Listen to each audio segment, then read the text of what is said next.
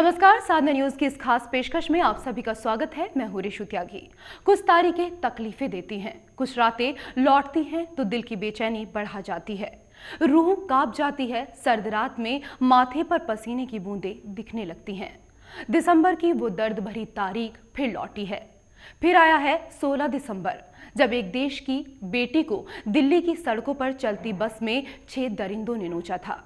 हैवानियत का वो नंगा नाच खेला था कि इंसानियत ने भी शर्म के मारे मुंह छिपा लिया। देश की वो बहादुर बेटी आज हमारे बीच नहीं है, लेकिन वो बेटी मरकर भी जिंदा है। वो जिंदा है उन तमाम बेटियों में जिनमें उस दामिनी की वजह से हिम्मत आई। वो जिंदा है उन बहनों में जिन्होंने खुद पर हुए अत्याचार के खिलाफ अब आवाज उठाना सीख लिया है। जी हाँ, दामिनी मर गई, लेकिन देश की वो सोच बदल गई। वो ऐसी मशाल जलाकर गई जिसने सड़क से लेकर संसद तक की नींव हिलाकर रख दी। आज हर कोई दामिनी को श्रद्धांजलि दे रहा है, लेकिन साधना न्यूज जानना चाहता है कि क्या दामिनी ने जिस जंग का बिगुल फूंका था उससे देश की तस्वीर बदल पाई? क्या वाकई देश की बेटियां अब सुरक्षित महसूस करती हैं? क्या देश की सड़कों पर रातों पर पुरुषों की तरह उसका भी हक है? साधना न्यूज की खास पेशकश में दामिनी के नाम 16/12 कितनी बदली तस्वीर।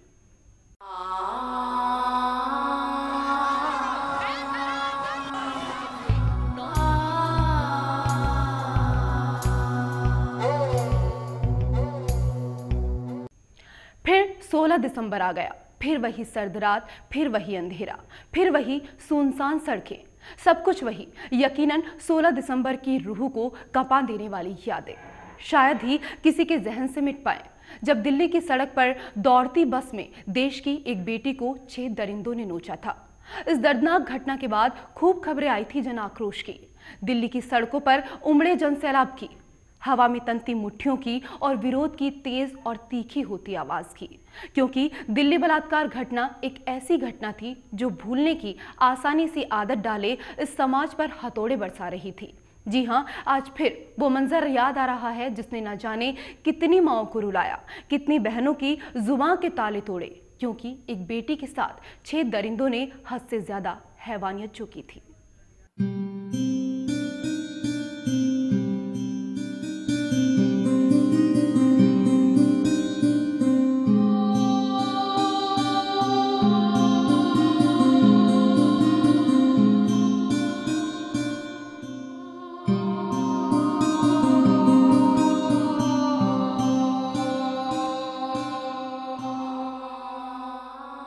16 दिसंबर की वो सर्द रात शायद आज भी सभी के ज़हन में जिंदा है। शायद उस रात के जख्म लोगों के दिलों में आज भी ताजा हैं।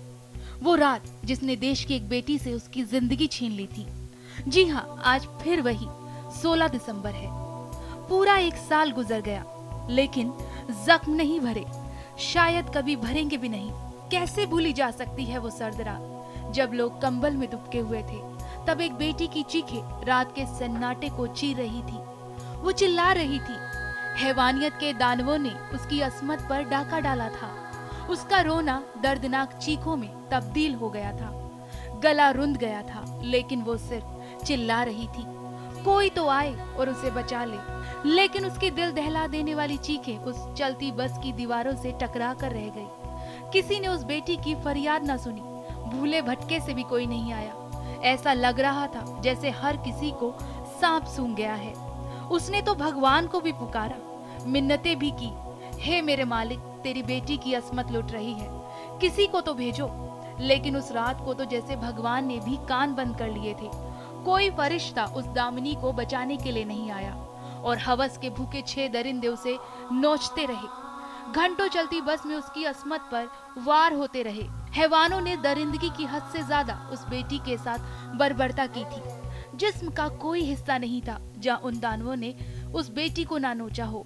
और फिर उस बेटी को रौंद कर उसके जिस्म को छलनी करके दरिंदे उसे बस से फेंक कर चलते बने। देश की इस बेटी के साथ हुई दरिंदगी को जिसने भी सुना सन रह गया था। रूह कांप कर रह गई थी। आंखों से आंसू थमने का नाम नहीं ले रहे थे। शायद इंसानियत भी उस दिन शर्मसार हो गई थी। इंसानियत भी उस दिन खूब रोई थी। गुस्से और आक्रोश में पूरा देश जल रहा था। कहना गलत नहीं होगा कि पूरे देश को इस सामूहिक बलात्कार की घटना ने झकझोर कर रख दिया था। संसद से लेकर सड़क तक जन आक्रोश उमड़ा था। रायसीना हिल्स तक जन आंदोलन की आंच पहुंच चुकी थी और देश की बेटी को इंसाफ देने की मांग जोर पकड़ती गई। आरंभ है प्रचंड बोल मस्तकों के झुंड, आज जंग की घड़ी की तुम गुहार दो। आन बान शान या की जान का हो दान, आज एक धनुष के बाण पे उतार दो। आरंभ है प्रचंड बोल मस्तकों के झुंड, आज जंग की घड़ी की तुम गुहार दो। आन बान शान या की जान का हो दान, आज एक धनुष के बाण पे उतार दो। आरंभ है प्रचंड। खूब धरने प्रदर्शन हुए। पुलिस ने जन आंदोलन को काबू में करने के लिए मासूमों पर लाठियां भी भाजी, लेकिन इन लाठियों की बौछार भी जन आंदोलन को टस से मस न कर पाई। दिल्ली में क्या युवा, क्या बच्चे, क्या बूढ़े, हर कोई नारे लगा रहा था और हर किसी की जुबान पर बस दामिनी के गुनहगारों के लिए सजा की मांग थी। पुलिस ने जन सैलाब को थामने के लिए क्या कुछ नहीं किया था, लेकिन मजाल है कि कोई टस से मस हुआ हो। फिर इसी बीच निर्भया के गुनहगारों को पकड़ लिया गया, लेकिन देश की वो बेटी जिंदगी की जंग हार चुकी थी। सिंगापुर में 13वें दिन इस बेटी ने जिंदगी और मौत की जंग से जूझते हुए आखिरकार मौत को गले लगा लिया। लेकिन ये बहादुर बेटी मरते मरते भी कह गई कि मेरे गुनहगारों को सजाए मौत मिले, फांसी के तख्ते पर लटकाया जाए उन्हें, ताकि हवस के भूखे दरिंदों के लिए मेरी मौत एक सबक हो। वो किसी की लाडली की अस्मत को नोचने से पहले 100 बार सोची। इस बीच गुनहगारों की कई पेशियां हुई। एक आरोपी राम सिंह ने जेल में फांसी लगा ली, तो एक नाबालिग आरोपी को 3 साल की सजा मिली। 10 दिसंबर को बाकी 4 आरोपियों को सभी मामलों में दोषी करार दिया गया। 11 सितंबर को इन हैवानों की सजा पर बहस पूरी हुई और आखिरकार 13 सितंबर को इन वहशियों की सजा का ऐलान भी हो गया। कोर्ट ने इन हैवानों को सजाए मौत दी थी। 9 महीने के इंतजार के बाद ये फैसला आया था। पूरे देश ने 9 महीने के हर एक पल में दरिंदों के लिए दुआओं में सिर्फ मौत ही तो मांगी थी। बेशक काफी लंबा था ये इंतजार, लेकिन इंसाफ का तराजू सच्चाई के आगे झुका और साबित किया कि कानून अंधा नहीं है। और आज फिर 16 दिसंबर है। पूरा 1 साल हो गया है दामिनी की मौत को। दामिनी के गुनहगारों की सजा का ऐलान हो चुका है, जिनका गुनाह इतना बर्बर है कि उन्हें इंसान कहना गलत होगा।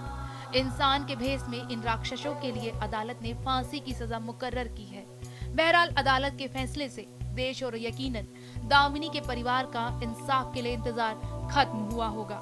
लेकिन एक आरोपी जिसने सबसे ज्यादा बर्बरता दिखाई, उसे नाबालिग होने की वजह से कुछ सालों की सजा मिली है। दामिनी का परिवार चाहता है कि इस आरोपी को भी फांसी की सजा हो। दामिनी भी बेशक इस दुनिया में नहीं है, कहीं ना कहीं से वो भी देख रही है और वो भी यही चाह रही है कि मुझसे सबसे ज्यादा बर्बरता दिखाने वाले इस आरोपी को सजाए मौत हो।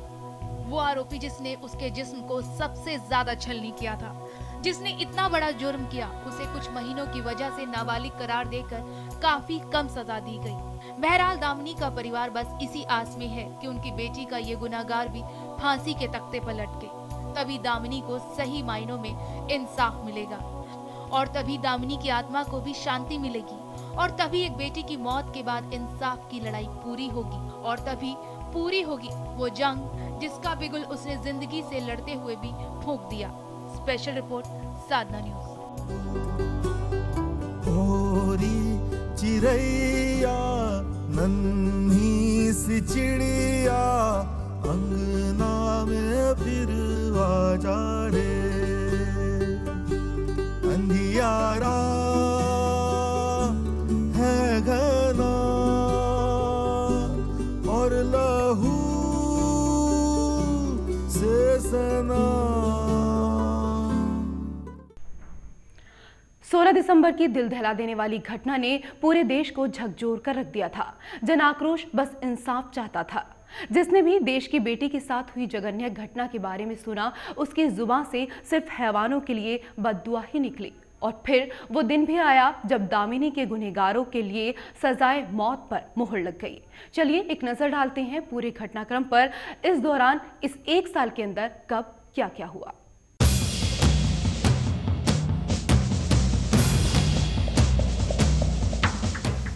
1200 पन्नों की चार्जशीट, 86 गवाहियां और 243 दिनों की सुनवाई के बाद आखिरकार वो फैसला आ गया जिसका इंतजार पूरे देश को था। दामिनी के सभी बालिग हत्यारों को दिल्ली की साकेत अदालत ने फांसी की सजा सुनाई। इस मसले से जुड़ा पूरा घटनाक्रम इस तरह है। दिसंबर 2012, 16 दिसंबर दिल्ली में चलती बस में छात्रा के साथ सामूहिक बलात्कार हुआ। 17 दिसंबर बस ड्राइवर राम सिंह और उसके 3 साथी गिरफ्तार किए गए। 21 और 22 दिसंबर एक नाबालिग सहित 2 और लोग गिरफ्तार हुए। 29 दिसंबर सिंगापुर के एक अस्पताल में पीड़िता की मौत। 23 दिसंबर दिल्ली उच्च न्यायालय ने फास्ट ट्रैक कोर्ट की स्थापना की। 2013 3 जनवरी 5 अभियुक्तों के खिलाफ 33 पेज का आरोप पत्र दाखिल। 7 जनवरी कैमरे की निगरानी में मामले की सुनवाई का आदेश। 21 जनवरी विशेष फास्ट ट्रैक कोर्ट में 5 अभियुक्तों की सुनवाई शुरू। 28 जनवरी जुवेनाइल जस्टिस बोर्ड ने छठे अभियुक्त को नाबालिग घोषित किया। 2 फरवरी फास्ट ट्रैक कोर्ट ने 5 अभियुक्तों के खिलाफ आरोप तय किए।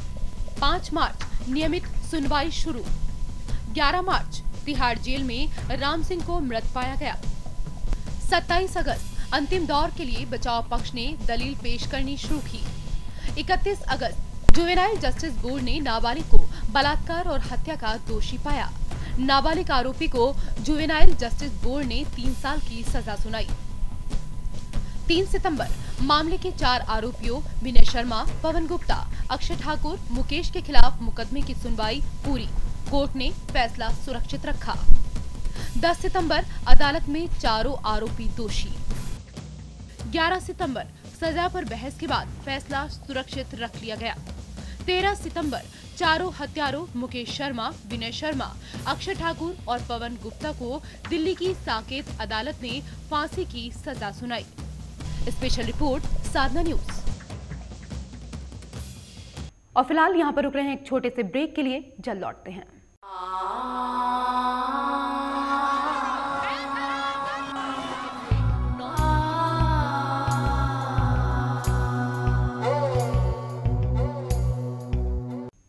दामिनी, वो नाम जिसने देश की सोच बदल कर रख दी। दामिनी के जाने के बाद काफी कुछ बदला। बदलाव की एक नई इबारत लिखी गई। हर उम्र के लोगों ने महिलाओं की सुरक्षा को लेकर अभियान भी चलाया। इस 1 साल में उन माता पिता को भी इंसाफ मिला जिनके आंगन की कली को कुछ दरिंदों की नापाक नजर खा गई। दामिनी आज हमारे बीच नहीं है, लेकिन वो कहीं ना कहीं से सब कुछ देख रही है। अपने माँ बाबा के साथ साथ आप सबसे चंद अल्फाज कहना चाहती है।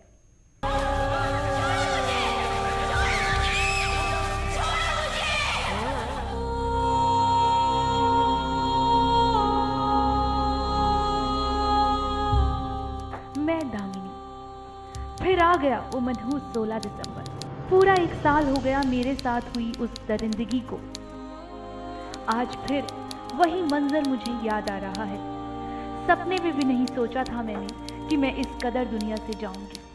पापा, तुम्हारी आंखों में आंसू दे जाऊंगी। और फिर आज वही दिन है। माँ पापा, आज भी तुम्हारी आंखें नम हैं।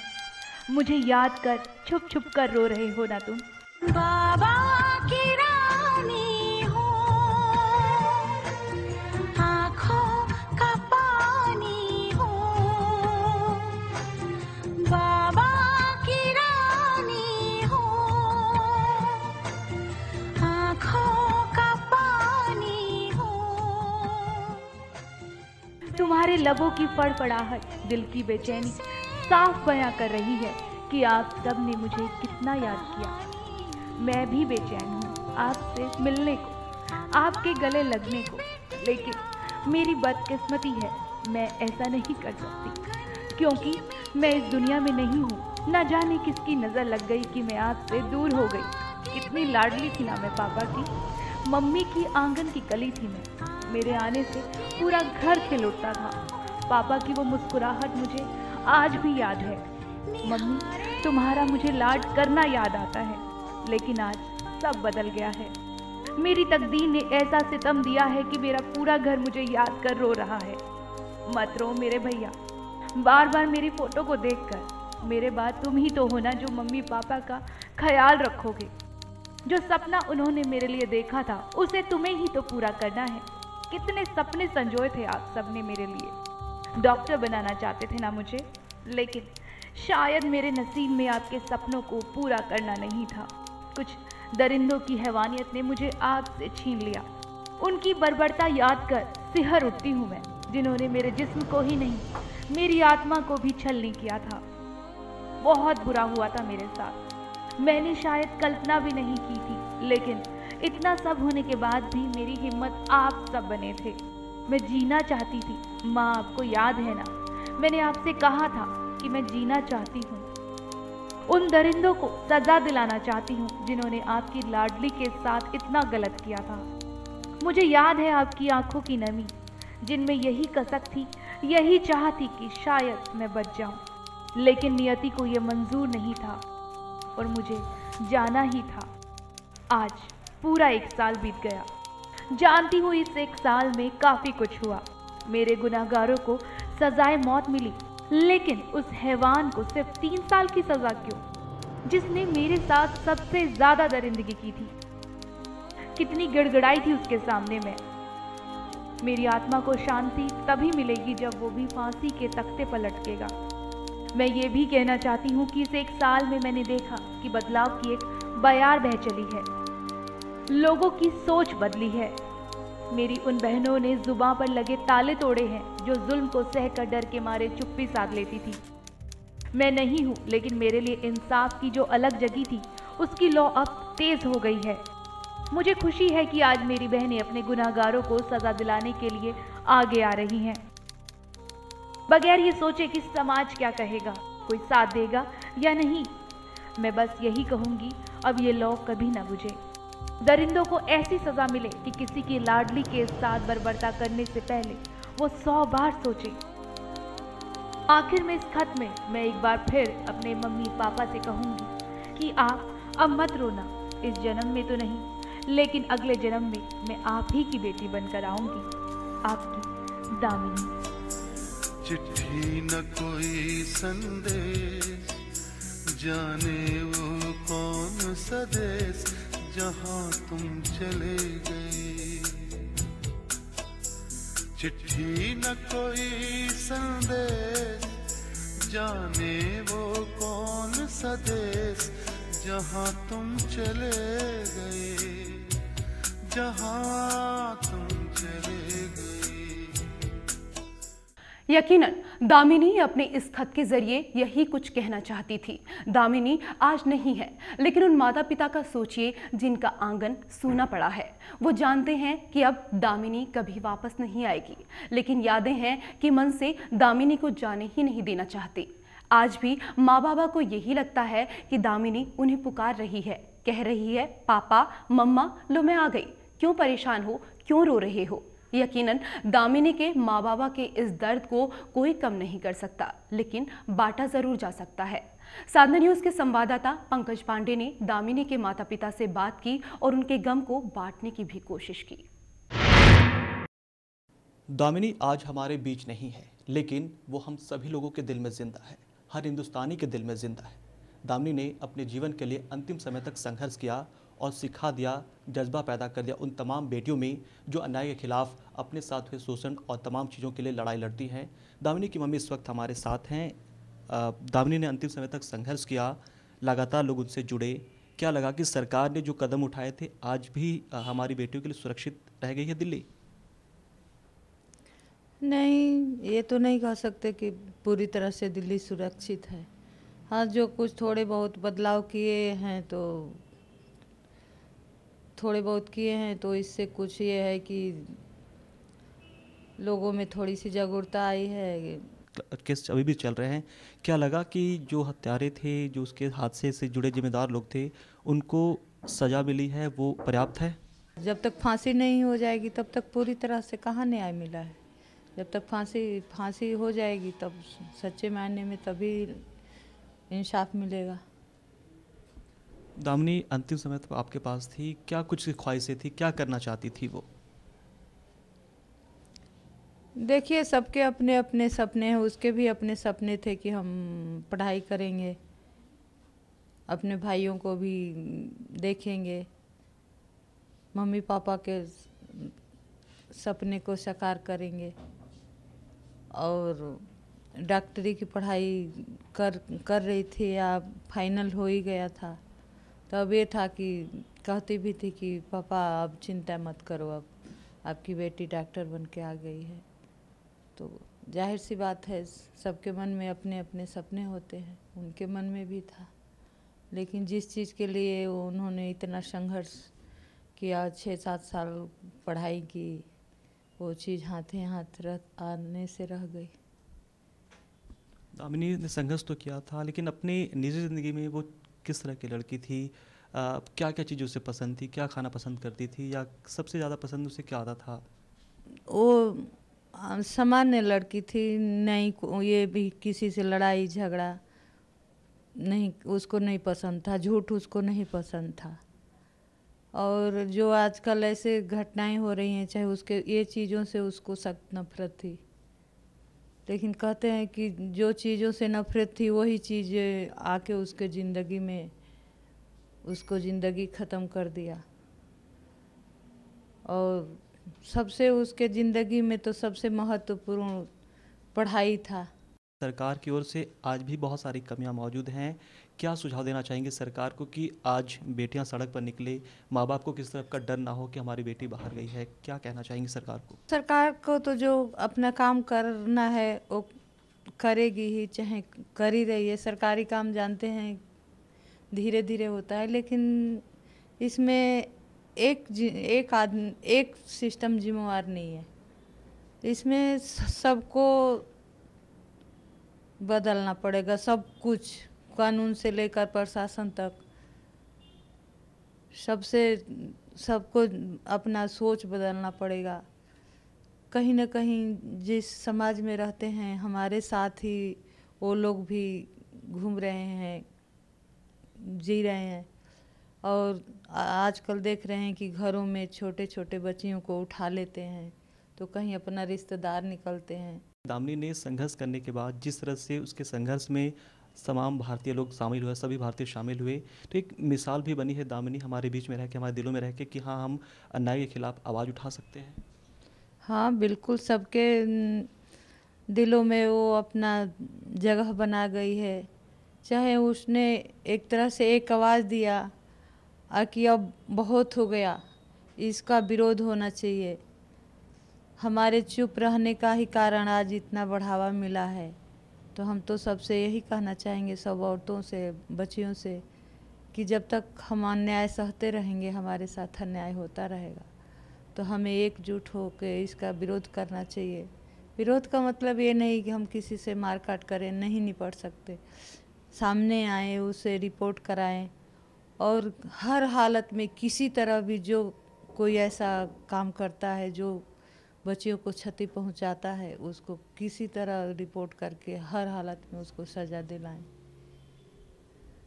हमने दामिनी की मम्मी से तो बात कर लिया, दामिनी के पापा से ही बात करेंगे। निश्चित तौर पर दामिनी हमारे बीच नहीं, लेकिन एक वो हमारे सबके बीच में जिंदा है और हम सबके दिलों में है, और लगातार वो हम सबको आवाज़ देती है कि आप अन्याय के खिलाफ विरोध करें। दामिनी के पापा हमारे साथ हैं बातचीत के लिए। दामिनी की इच्छा क्या थी? तो हमारी गरीबी में हमारी बेटी ने जिस मुकाम पर पहुंचकर दिखाया, वो शायद एक धनी परिवार भी नहीं कर सकता इस चीज़ को। अब क्या लगता है जो न्याय मिला है वो परिपूर्ण है अपने आप में?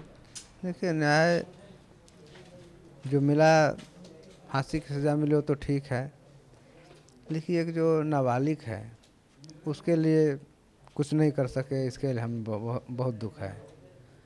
और नाबालिगों के लिए अगर कानून नहीं बनता है तो इस देश के लिए बहुत आगे का रास्ता कठिन हो जाएगा, क्योंकि उनके लिए गोल्डन चांस हो गया है। कुछ भी करेंगे उनके लिए कुछ है ही नहीं कोई कानून में प्रावधान कि उनको कुछ सज़ा मिलेगी। आज भी ऐसे लोग हैं जो किस तरह के मामले सामने आने के बाद लड़ाई नहीं करते हैं। ऐसे लोगों को क्या संदेश देना चाहेंगे आप कि आखिर गलती तो बेटी की नहीं होती है, उस बदमाश की होती है, उस दहशतगर्द की होती है जो दहशत पैदा करना चाहता है या उस तरह की हरकतें करता है। तो ऐसे लोगों को क्या संदेश देना चाहेंगे कि उन्हें किस तरह से आवाज़ उठानी चाहिए सामने आकर? देखिए, इसमें उन खासकर लड़कियों के लिए मैं कहूँगा जिनके साथ ये घटना हुई है और अभी भी रिपोर्ट नहीं किया उन्होंने, तो उनको ये सोचना चाहिए कि हमारा कानून बदल चुका है, लागू हुआ है, जो साफ तौर पे दिख रहा है कि जैसे बड़े बड़े लोग जिनको कोई उंगली तक नहीं उठा सकता, कानून ने हमारा उनका गिरबान पकड़ लिया, तो उनको डरना नहीं चाहिए बल्कि सामने आकर के और अपना न्याय लेना चाहिए, उनसे मांगना चाहिए। बिल्कुल, तो साफ कहना है दामिनी के पापा का कि दामिनी हमारे बीच नहीं है, लेकिन उसने बहुत कुछ सिखा दिया हम लोगों को लड़ने का तरीका सिखा गई है वो। और उन तमाम बेटियों से गुजारिश करना चाहते हैं जो न्याय के लिए, अपने हक के लिए आवाज़ नहीं उठाती है, उन्हें आवाज़ उठानी होगी, अपने हक की लड़ाई लड़नी होगी। कैमरामैन दीपक के साथ पंकज पांडे, साधना न्यूज, दिल्ली। और फिलहाल यहाँ पर रुक रहे हैं एक छोटे से ब्रेक के लिए, जल्द लौटते हैं।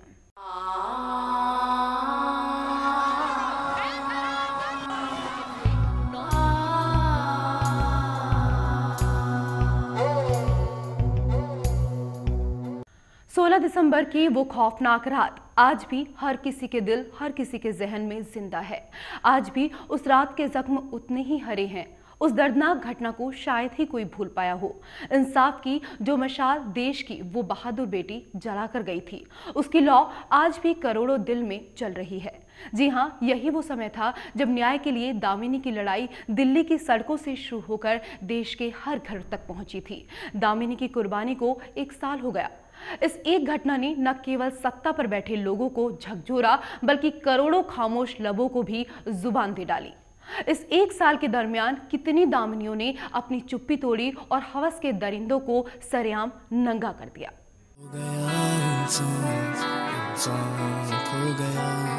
क्यों बन गया शैतान, शैतान बन गया, क्यों खो गया इंसान, इंसान खो गया, क्यों बन गया शैतान, शैतान बन गया।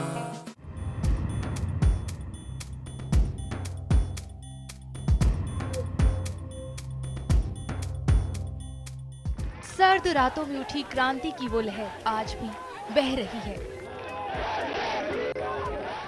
16 दिसंबर की उस रात एक बेटी के साथ हुई दर्दनाक घटना के बाद इंसाफ की जो मशाल जली, उसकी लौ आज भी हर दिल में जल रही है।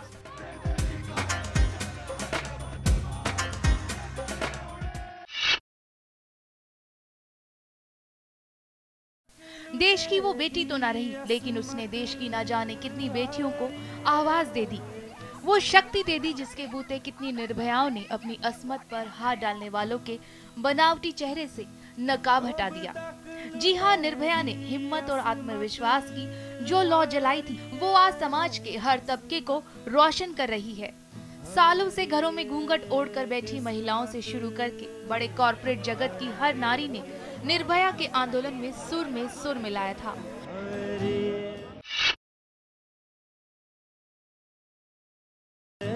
क्योंकि हवस के वहशियों के खिलाफ ये अकेली निर्भया की लड़ाई नहीं थी, बल्कि हर उस लड़की की अस्मिता की लड़ाई थी जो हर पल इस पुरुष प्रधान समाज में पिसती रहती है। यकीनन निर्भया के साथ हुई इस घटना ने करोड़ों लोगों को झकझोर कर रख दिया था। इस घटना के बाद लोगों का पीड़िता के साथ एक अनजाना रिश्ता बन गया था। यही वजह थी कि सर्दी की रात हो या दिन, दिल्ली के वीआईपी इलाकों में हजारों लोग पुलिस की लाठियां खाने से भी नहीं हिचकिचाए।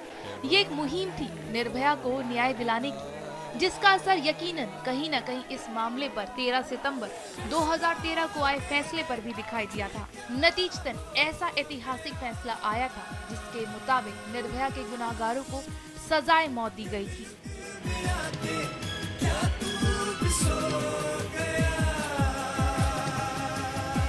जिस्म की भूख को अपनी मिटाकर छोड़ दिया उसको चलती सड़क पर।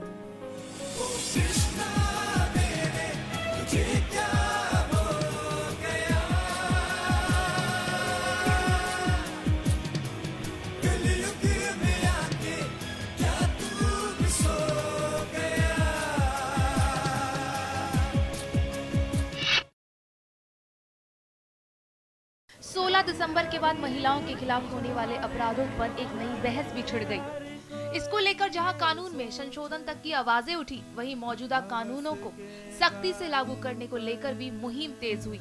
इसका असर भी दिखाई दिया। घटना के बाद हुए विरोध प्रदर्शन से बैकफुट पर आई सरकार ने सदन में रेप से जुड़े कानून और उनकी परिभाषा में भी बदलाव किया। इतना ही नहीं, इस घटना के बाद बीते 1 साल में महिलाओं की सोच में कई तरह के बदलाव दिखाई दिए। अब महिलाएं अपनी अस्मिता की लड़ाई लड़ने के लिए ज्यादा जागरूक नजर आईं। जो लड़कियां कभी अपने ऊपर हो रहे अत्याचार को चुपचाप सहती थी, आज वे घर से निकलकर अपने हक के लिए आवाज उठाने लगी हैं। ऐसा नहीं है कि ऐसी घटनाएं पहले नहीं होती थी, लेकिन आज उन घटनाओं के खिलाफ आवाज बुलंद हो गई है। इस घटना ने जो सबसे बड़ा बदलाव लाया वो ये है कि सहमी आंखों में साहस की चमक दिखने लगी है।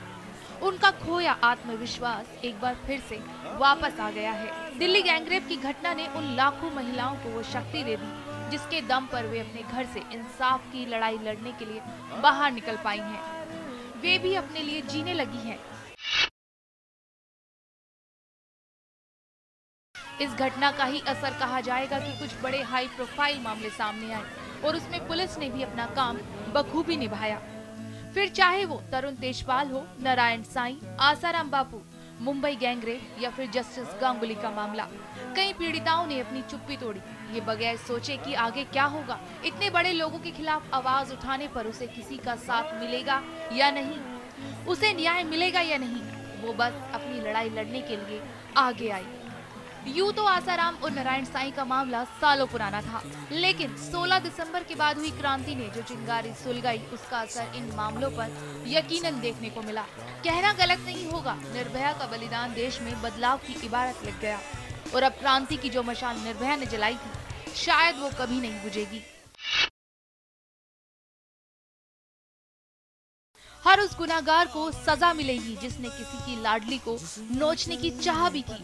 हर वो वहशी फांसी के तख्ते पर लटकेगा जिसने अपनी हवस की भूख में मासूम कली को कुचला हो, क्योंकि देश की निर्भया अब जाग चुकी है। स्पेशल रिपोर्ट, साधना न्यूज। खामोशियाँ चारों तरफ हर जगह, खामोशियों में खामोश हुआ एक ये चेहरा। कितनी खामोशियाँ चारों तरफ हर जगह, खामोशियों में खामोश हुआ एक ये चेहरा। बेशक आज महिलाएं, युवतियां अपने साथ हुए अत्याचार के खिलाफ आवाज उठा रही हैं। बेशक देश में बदलाव की डगर पकड़ ली हो, लेकिन ये बात सच है कि महिलाएं, युवतियां और छोटी मासूम बच्चियां आज भी सुरक्षित नहीं हैं, महफूज नहीं हैं। मैं खुद एक लड़की हूँ, मैं रोज घर से बाहर निकलती हूँ और रोज मैं भी गंदी फप्तियों और छेड़खानी जैसी समस्याओं का सामना करती हूँ, परेशान होती हूँ। दामिनी के साथ हुई दरिंदगी को 1 साल का वक्त गुजर गया, लेकिन आज भी घर की दहलीज से बाहर कदम निकलने पर हर महिला को डर लगता है। और यही जानने के लिए मैं भी दिल्ली NCR की कई जगह पर निकली, सड़कों पर पहुंची और इस दौरान महिलाओं से बात की। उन सबका यही कहना था कि दिल्ली उन्हें डराती है।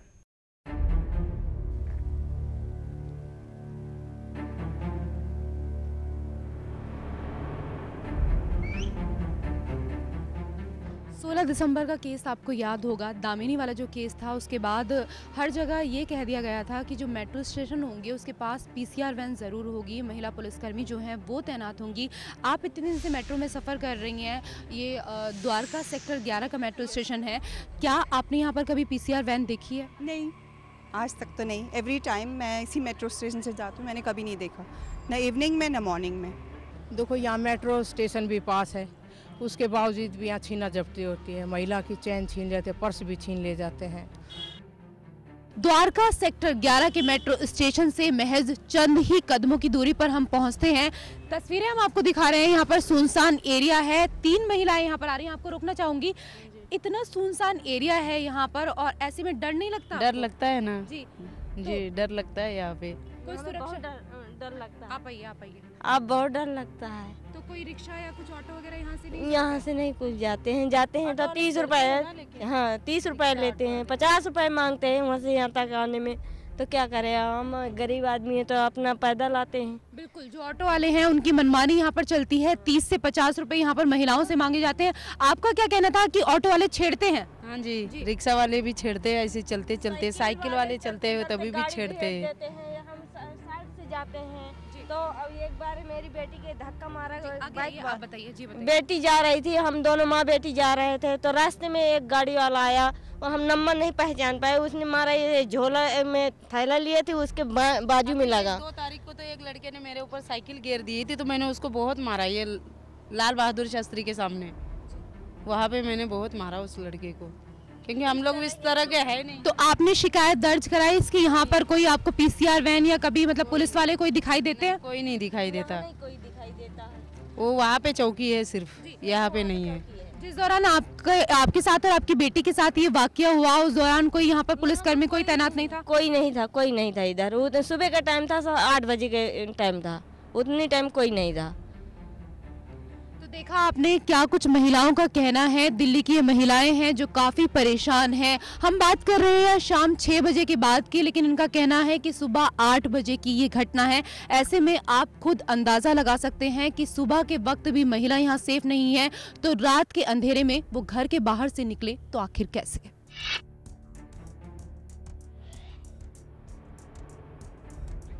और इस वक्त साधना न्यूज की टीम पहुंची है लक्ष्मीनगर के school block Shakarpur bus stand पर, जहां बहुत सारी लड़कियां हैं, बहुत सारे यात्री यहां पर हैं।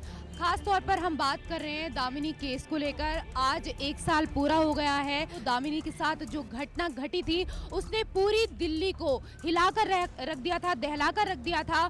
और दामिनी के जो आरोपी थे उनकी फांसी की सजा की मांग को लेकर पूरी दिल्ली, खास तौर पर अगर बात की जाए महिलाओं को, तो महिलाओं में एक जोश था, एक जुनून था। और दामिनी के साथ जो कुछ हुआ वो किसी और के साथ ना हो, ऐसा करने के लिए जंतर मंतर से लेकर इंडिया गेट तक महिलाओं ने प्रदर्शन किया, हंगामा इस दौरान किया। बहुत सारी महिलाएं इस दौरान हमारे साथ हैं यहाँ पर, आप देख सकते हैं। मैं अपने कैमरामैन दीपक को बोलूंगी कि हाँ, ये तस्वीरें दिखाइए कि क्या कुछ हो रहा है यहाँ पर। फिलहाल आप देख सकते हैं कि यहाँ पर महिलाएं सुरक्षित नहीं है। महिलाएं यहाँ पर खड़ी हुई हैं, बस स्टैंड पर वेट कर रही हैं, इंतजार कर रही हैं। लेकिन देखिए किस तरह से जो शराबी हैं वो यहाँ बस स्टैंड पर पड़े हुए हैं, बिल्कुल होश नहीं है।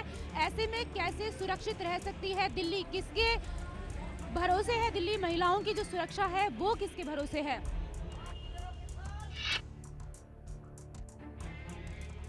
ये देखिए तस्वीरें आप देख सकते हैं साधना न्यूज पर, ये तस्वीरें ये देखिए।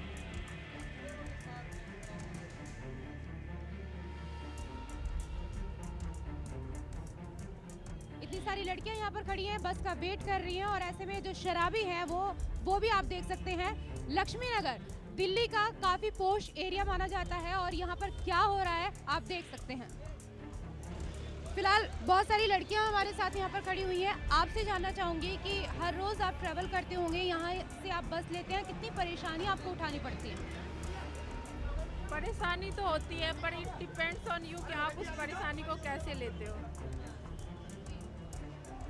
और परेशानी तो क्या है, एक डेली रूटीन है जिसको हम लोग एज यूजुअल यूज़ करते हैं और हैबिचुअल हो चुके हैं। इसको चेंज होगा क्या, ऐसा नहीं लगता। कौन चेंज करेगा? क्या कुछ आपको लग रहा है यहाँ पर जिस तरह से जो दामिनी केस था वो इतना ज़्यादा हंगामा हुआ, महिलाओं ने, लड़कियों ने इतना प्रदर्शन किया, हंगामा किया। दामिनी आज हमारे बीच में नहीं है, लेकिन दामिनी हर किसी के लिए लड़ी थी, सिर्फ वो उसकी अपनी लड़ाई नहीं थी, हर उस लड़की के लिए लड़ी कि किसी के साथ आगे से ऐसा केस ना हो। क्या कहना चाहेंगे? देखिए, दामिनी का केस सामने आया है। बहुत सारी लड़कियां होती हैं जिनका केस सामने नहीं आ पाता। हमारे देश में लोग कहते हैं कि कपड़े ऐसे मत पहनो। जब 2-2 साल की, 3-3 साल की बच्चियों के साथ बलात्कार होता है तो वो कैसे कपड़े पहन के चलती हैं? ये गलती उन लड़कों की नहीं है केवल जो कमेंट्स कर रहे हैं, व्यवस्था की गलती है। क्योंकि आज हमें डर है कि हम कहीं कुछ मुंह खोलेंगे तो हमारे घर वाले हमें रोकते हैं, तुम मत बोलो। हर कोई लड़कियों पर उंगली उठा रहा है कि तुम क्यों इतनी रात को जा रही थी। कोई उन लड़कों के से पूछने की तकल्लुफ नहीं कर रहा है। पुलिस व्यवस्था आपसे 10 सवाल करती है, आप इतनी रात को क्यों जा रहे थे, आप किसी लड़के के साथ क्यों आ रहे थे। आप उन लोगों को पकड़ो जो ऐसा कर रहे हैं। आप लड़कियों के मन में खुद ही इतनी ज़्यादा हीन भावना क्रिएट कर रहे हो, तो लड़कियां कैसे अपने आप को सही सुरक्षित महसूस करेंगी। मुनीर का इतना पॉश इलाका है, तो मुनीर का जैसे इलाके में जब ऐसा हो सकता है, बस ये है कि वो केस सामने आ गया। हर दिन मुनीर वाले केस के बाद 5 दिन लगातार बलात्कार हुआ है, किसने रोक लिया? तो व्यवस्था की कहीं ना कहीं बहुत बड़ी गलती है ये, और यही मैं मानती हूँ। बिल्कुल, व्यवस्था की यहाँ पर कहीं ना कहीं कमी है। आपको क्या लगता है जो कानून है, क्या कुछ बदलाव होने चाहिए? आप क्या चाहते हैं? जी देखिए, कानून हमारे देश में बहुत बनते हैं, तो कानून बनाने मात्र से कुछ नहीं होगा। आप उन कानून को इम्प्लीमेंट तो करिए। आप बना देते हैं कानून, कितने सालों पहले, 60 साल पहले जो कानून बनाया, क्या आपको लगता है वो 60 साल बाद काम करेगा? कितनी चीज़ें बदल गई हैं, सब कुछ बदल गया है, मेट्रो आ गई है, लड़कियाँ, ऑब्वियस सी बात है कि जब हम मॉडर्न हो रहे हैं तो कानून, लेकिन हमारा 60 साल पुराना कानून है। आप कानून बदलिए, कानून बदलने के बाद भी आप इम्प्लीमेंट करिए उस कानून को। तो यही सबसे बड़ी कमी है कि कानून इम्प्लीमेंट ही नहीं होता। 10 लॉ हैं, ठीक है, बता देंगे, हमें लॉयर बता देगा आपके पास ये वाला लॉ है, इसके अंदर आप कंप्लेन कर दीजिए। फिर कंप्लेन करने के बाद क्या, हम बूढ़े हो जाएंगे, हम इंतजार करते रह जाएंगे, 10 दामिनियाँ मर जाएंगी, तब तक हम देखते ही रह जाएंगे। सही कहा कि 10 दामिनी, न जाने कितनी दामिनी ऐसी ही जंग लड़ती हुई गुजर जाएंगी। वो लड़ती रहेंगी, लेकिन न जाने जो हवस के भूखे भेड़िए हैं, ऐसी कितनी दामिनियों को अपना शिकार बनाते रहेंगे। महिलाएं जो है वो क्या चाहती हैं, क्या कुछ कानून में चेंज होना चाहिए, पूछते हैं। बहुत सारी लड़कियां हमारे साथ हैं, आप क्या चाहते हैं? अभी देख लो, ये लक्ष्मी नगर का एरिया है, कितना क्राउडेड एरिया है। क्या आपको यहाँ कोई भी पुलिसमैन दिख रहा है? इन केस अभी आज कुछ भी हो जाता है तो आपको क्या कोई यहाँ कोई पुलिसमैन दिख रहा है? Who can help us? कोई हमारी हेल्प करने वाला कोई है नहीं ना। और मेंटालिटी तो लोगों की वैसी कि जस्ट की त्यों रहेगी। साथ है, आपका क्या कहना है, आप क्या कहेंगी, क्या कुछ कानून में बदलाव होने चाहिए?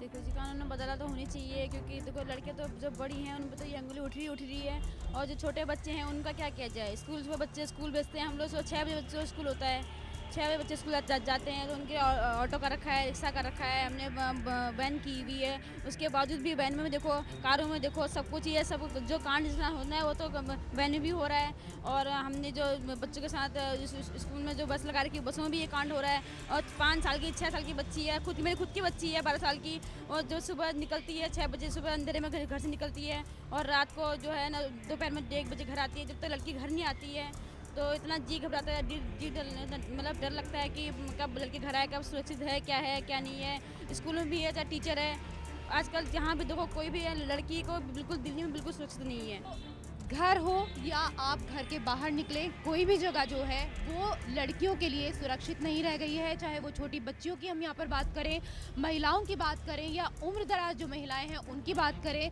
तो कोई भी जगह यहाँ पर सुरक्षित नहीं है। और भी बहुत सारी लड़कियाँ हैं, उनका क्या कहना है, उनकी क्या सोच है, वो क्या सोचती हैं, उनसे भी पूछते हैं।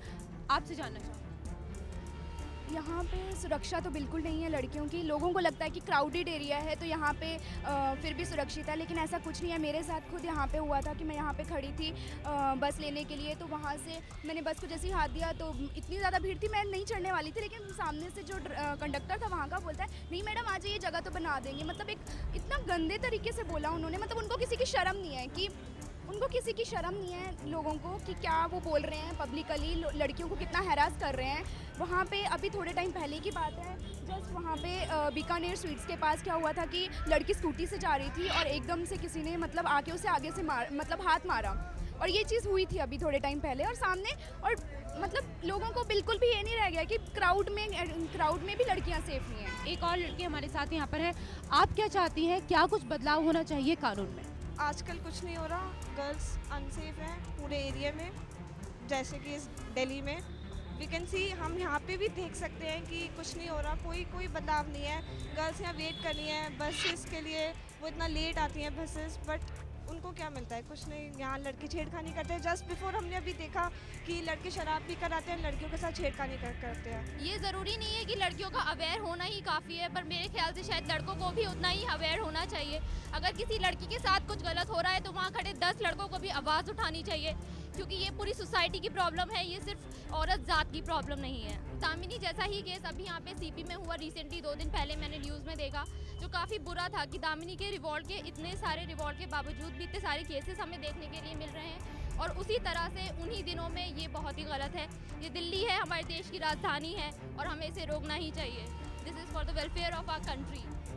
बिल्कुल, तो दिल्ली है, कहा जाता है दिल्ली दिल वालों की, लेकिन सबसे बड़ी बात देखने वाली यही है कि दिल वालों की दिल्ली में जो अपराध है वो कम होने का नाम नहीं ले रहे हैं। खासतौर पर अगर महिलाओं की बात की जाए तो महिलाओं की जो सुरक्षा की यहाँ पर बात की जाए तो वो सुरक्षा उतनी नहीं है जितनी सरकार वादे करती है, प्रशासन वादे करता है। तरह तरह के यहाँ पर वादे तो किए जाते हैं, लेकिन वादे वो पूरे नहीं हो पाते हैं। और ऐसे में तमाम जो महिलाएं हैं, जो लड़कियां हैं, उनसे हमने यहाँ पर बातचीत की है। सब लड़कियों का, महिलाओं का इस दौरान यही कहना है कि दिल्ली उनके लिए सेफ नहीं है और ऐसे में कोई भी अपराधी अपराध करने से पहले 100 बार सोचे, इसलिए एक बहुत ही मजबूत कानून बनाने की जरूरत यहाँ पर है।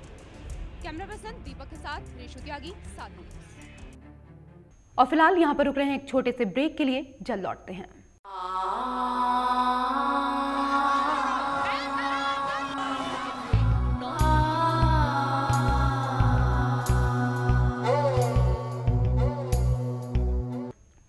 गैंगरेप के 1 साल बाद भी दिल्ली और नोएडा की सड़कें महिलाओं के लिए उतनी ही खतरनाक हैं जितनी पहले थी। उनके लिए बस में सफर करना आज भी बेहद मुश्किल है। हमारी सहयोगी प्रिया ने बस में जाकर रियलिटी चेक किया। चलिए आपको दिखाते हैं पब्लिक ट्रांसपोर्ट में महिलाओं के लिए सुरक्षा के पुख्ता इंतजाम कितने पुख्ता हैं। इस वक्त साधना न्यूज़ की टीम पहुंच चुकी है सेक्टर 10 की रेड लाइट पे। आप देख सकते हैं शाम का समय हो चुका है। सेक्टर 10, 11 और 12 से हज़ारों की संख्या में लड़कियां यहां से रोज़ गुजरती हैं। तो उनसे पूछते हैं कि वो अपने आप को यहां पे कितना सिक्योर फील करती हैं। शाम का समय है, पुलिस वाले यहां पे होते हैं कि नहीं होते हैं। हम इस वक्त हैं बस में, जो ये बस जा रही है मोदी नगर। आइए उनसे पूछते हैं वो अपने आप को कैसा यहाँ पे महसूस करती है। आप रोज़ यहाँ से ट्रेवल करती हैं? यस। तो आपको यहाँ से अपने आप को कितना सिक्योर फील करती हैं? मीन्स आपको यहाँ पे लड़कियों से कोई छेड़छाड़ की कोई वारदात या किसी तरह का आपको कुछ यहाँ पे ऐसा महसूस होता है? जब तक बस में तब तक तो नहीं रहता है, लेकिन रोड पे थोड़ा सा इनसिक्योर होता है। तो बस में आपके लिए एक अलग कैबिन भी बनाया गया है, इसीलिए इसी बस को प्रेफर कर। रोज़ यहाँ से ट्रैवल करती हैं, आपके लिए एक अलग कैबिन बनाया गया है ताकि आपको एक सिक्योरिटी मिल सके, क्योंकि बाहर आपको शेयरिंग करने में धक्का मुक्की होती होगी। रोज़ आप शाम को ट्रैवलिंग करके जब घर जाती हैं, आपके साथ आपको कुछ कमेंट्स भी पास होते होंगे। क्या आपको कभी अपने आप को इनसिक्योर फील करा आपने? नहीं, बस में तो ऐसा कुछ नहीं है, बस तो सिक्योर है, लेकिन थोड़ा सा रास्ते में है, दिक्कत होती है रास्ते में थोड़ा बहुत कभी कभार। कि मोस्टली बस में सेफ्टी नहीं है, इस बस में तो है, लेकिन और मोस्टली बसेस में नहीं, क्योंकि उनके लिए अलग प्लेस नहीं होता है गर्ल्स के लिए, कॉमन प्लेस में ही रहते हैं गर्ल्स और बॉयज़, तो वहाँ तो सेफ्टी नहीं रहती। तो जब आपको कॉमन उसमें रहता है, आपको बहुत धक्का मुक्की लगती होगी, आपको कमेंट्स मिलते होंगे, तो उस वक्त आप क्या करते हैं?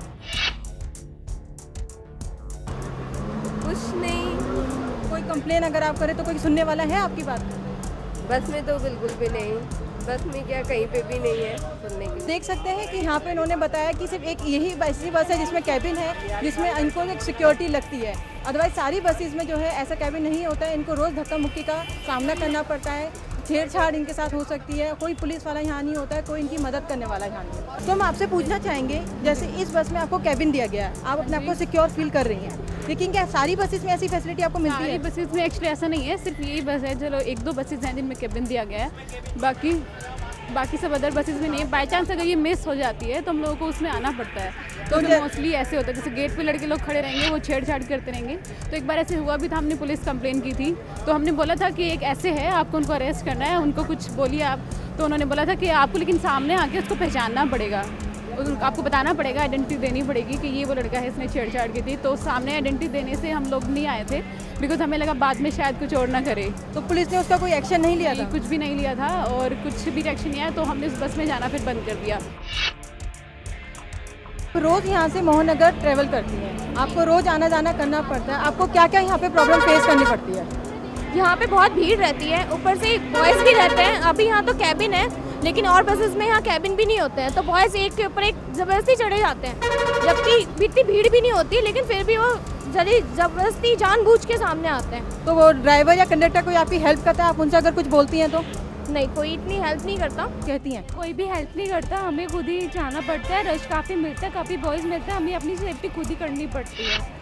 जैसे हम लोग की बस छूट जाती है, कभी हम स्टैंड पे खड़े हैं या 62 सेक्टर पे खड़े हैं, वहाँ पे हम 10 मिनट भी खड़े होते हैं तो इतना अनसेफ फील करते हैं, हम नहीं खड़े हो सकते, बस हम बस का वेट कर रहे होते हैं, कुछ भी बोल के जाते हैं, वहाँ पुलिस भी खड़ी होती है, लेकिन फिर भी वही बात है कि कुछ भी लड़के करते हैं, तो हमें लगता है कि जल्दी बस आ जाए, हम जल्दी ही पहुँच जाए जल्दी से। मतलब पुलिस वालों के सामने लड़के छेड़छाड़ करते हैं, वो कुछ नहीं करते हैं, फिर भी हमें कमेंट्स उतनी ही पड़ती है, हमें खड़े होने में वहाँ पे बहुत अनसेफ लगता है, 10 मिनट भी बहुत ज़्यादा लगते हैं। जैसे दामिनी केस हुआ था पिछला, उसे पूरा 1 साल हो चुका है। दामिनी केस में इतने प्रदर्शन हुए थे, इतने प्रोटेस्ट सबने किया था, क्या उसके बाद आपको लगता है कि कोई किसी तरह का कोई रिजल्ट आया हो, इस तरह के कोई केस अब सामने नहीं आया हो, या फिर कोई उसके बाद कोई सिक्योरिटी में कुछ आगे बदलाव हुआ हो, कोई आपको प्रोटेक्शन ज़्यादा मिली हो, आपका कभी ऐसा महसूस हुआ है?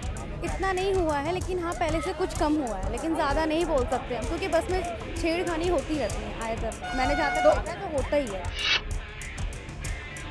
तो आपने देखा, सरकार चाहे जितने भी दावे करे, लेकिन उनके दावे कभी पूरे नहीं होते हैं। महिलाएं अपने आप को अभी भी, चाहे नोएडा हो, चाहे दिल्ली हो, चाहे पूरा इंडिया हो, कहीं पे भी अपने आप को सुरक्षित महसूस नहीं करती हैं। उनको अभी भी कहीं इसी तरह की परेशानियों का सामना करना पड़ रहा है। कैमरा पर्सन संतूक के साथ प्रिया, नोएडा, साधना न्यूज़। रात के अंधेरे में बसों में सुनसान जगहों पर महिलाओं को खतरा है, लेकिन हैरानी तब ज्यादा होती है जब दिन के उजाले में भीड़-भाड़ वाले इलाके में भी वो खुद को सुरक्षित महसूस नहीं करती। साधना न्यूज़ की संवाददाता सीत मिश्रा ने ऐसे ही भीड़-भाड़ वाले इलाकों का जायजा लिया और बात की उन महिलाओं से जो दिन के उजाले में भी महफूज नहीं है। दिन बीते, महीने बीते और अब धीरे धीरे 1 साल बीत गया है दामिनी को रुखसत हुए, लेकिन अब तक घाव नहीं भरे। वक्त का मरहम भी घाव को नहीं भर पाया। दिन के उजाले में भी महिलाएं खुद को सुरक्षित महसूस नहीं करती। दूर दराज से लोग इस शहर में आते हैं रोजी रोटी कमाने के लिए। तड़की सुबह से लेकर देर रात तक घरों से बाहर रहते हैं और इस बीच महिलाएं अपने आप को सुरक्षित नहीं मानती और पुरुष जो घरों के भीतर रहते हैं या घर से बाहर काम पे जाते हैं, लेकिन उन्हें महिलाओं की चिंता हर वक्त लगी रहती है। हम सेक्टर 18 में खड़े हैं और ये दिन का टाइम है, दोपहर का टाइम है। हम लोगों से यहाँ बात करते हैं और जानने की कोशिश करते हैं कि 1 साल बीत जाने के बाद महिलाएं खुद को कितना सुरक्षित मानती हैं। दिन के उजाले में कुछ भी सुरक्षित नहीं है। मतलब शॉपिंग करने तो आते ही हैं, सुबह भी आते हैं, शाम को भी, रात में भी, लेकिन धक्का मुक्की तो दिन में भी चलती रहती है और सुरक्षित तो कहीं नहीं है। अभी भी उसके बाद भी इतनी वारदातें हुई हैं कि महिलाएं कुछ सुरक्षित नहीं है। नहीं, दिन के उजाले में भी यहाँ पे सुरक्षित नहीं है। लोग रास्ते में चलते हैं धक्के हुए लगाते हुए।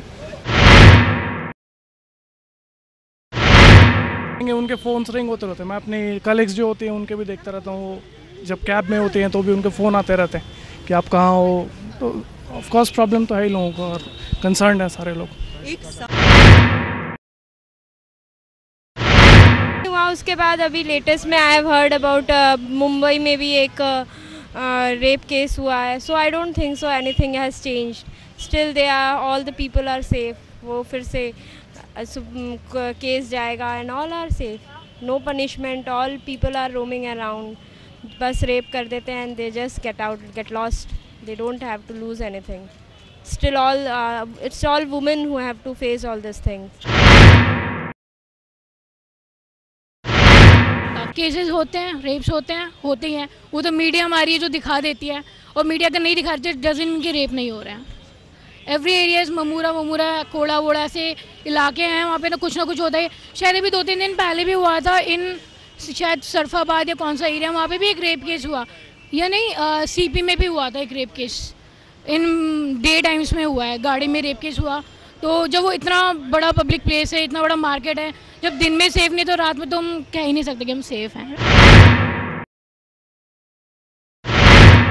मैं ऐसा मानती हूँ कि अपराध दिन के उजाले में भी होता है और रात के अंधेरे में भी। बस ये है कि डर हमें रात के अंधेरे में थोड़ा ज़्यादा लगता है। बाकी अपराध किसी भी टाइम कहीं भी हो सकता है। इवन भीड़ भाड़ वाले इलाके में भी आप समझ सकती हैं कि बहुत सी तरह की ऐसी चीज़ें हैं, छेड़खानी जो हो जाती हैं। बसेस में, मेट्रोज़ में, हर जगह आपको कुछ ना कुछ ऐसे तत्व मिल जाते हैं, ऐसे एंटी सोशल एलिमेंट्स होते हैं जो कि आपको कुछ नहीं तो वो आपको ऐसे देखते रहेंगे कि आप डर जाते हो। बात है पुरुषों की मानसिकता की। सब कुछ बदला है, पुरुषों की मानसिकता नहीं बदली। मसाल जली है तो जलती रहनी चाहिए, उम्मीद की लौ जली है तो वो जलती रहनी चाहिए, और हर किसी को अपनी चुप्पी तोड़नी होगी, हर किसी को आगे आना होगा, तभी दूर होगी और खुली हवा में सांस लेना मुमकिन हो पाएगा। कैमरामैन भोपाल के साथ सीत मिश्रा, साधना न्यूज़। 16 दिसंबर को 1 साल हो गया। उस दामिनी के साथ हुई उस दरिंदगी को 1 साल हो गया, लेकिन क्या तस्वीर वाकई बदली? क्या वाकई महिलाओं को सुरक्षा मिली है? जिस मशाल की लौ दामिनी ने जलाई थी, उम्मीद करते हैं कि वो अब कभी नहीं बुझेगी। वो दिन जरूर आएगा जब पुरुषों की तरह रात पर महिलाओं का भी हक होगा। इसी के साथ साधना न्यूज की इस खास पेशकश में इतना ही। नमस्कार।